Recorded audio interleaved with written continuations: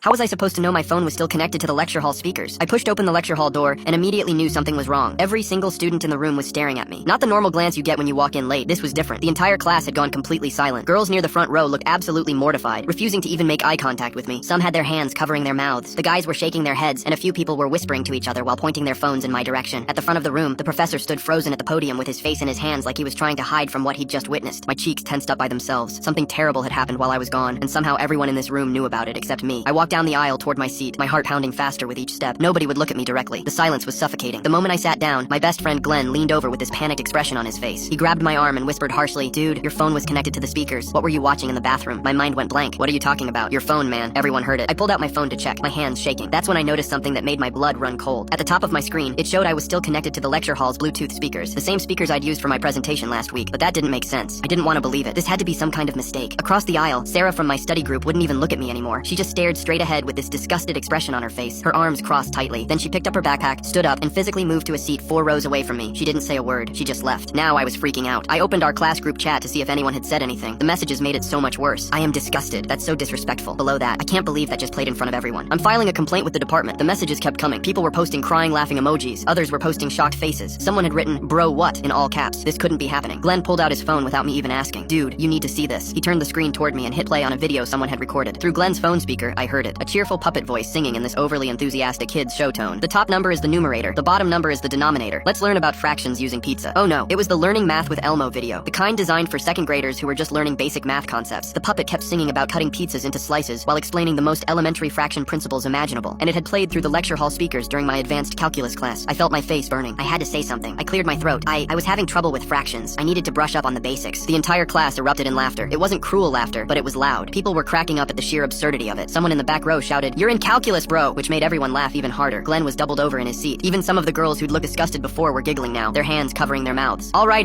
that's enough." The professor's voice cut through the laughter. He was trying to sound stern, but I could see him fighting back a smile. "Everyone calm down. And you," he pointed directly at me, "disconnect your phone from the speakers. Right now." "Yes, sir," I said quickly, my face still burning. I pulled out my phone with shaking hands. I could still hear people snickering around me. I just needed to close the app and disconnect from Bluetooth. That's it. Just tap the video to close it, and this nightmare would finally be over. I looked at my screen. The Elmo video was still pulled up. I went to open the tab, but my finger slipped. I accidentally hit the thumbnail right next to it. Suddenly, loud moaning sounds blasted through the lecture hall speakers at full volume. Oh no. My entire body tensed up like I was being punched in the gut. I frantically started swiping and tapping on my phone, my hands shaking so badly I could barely control them. "Close it, close it, close it. Disconnect it now." The professor's voice exploded across the room. He wasn't smiling anymore. I somehow turned the volume up and it made it louder. Now the class erupted into total chaos. People were screaming. Others looked genuinely horrified all over again, their hands over their ears. I could see at least 3 people recording everything on their phones. I finally managed to close the app and disconnect the Bluetooth. The moaning stopped. I just wanted to learn about fractions.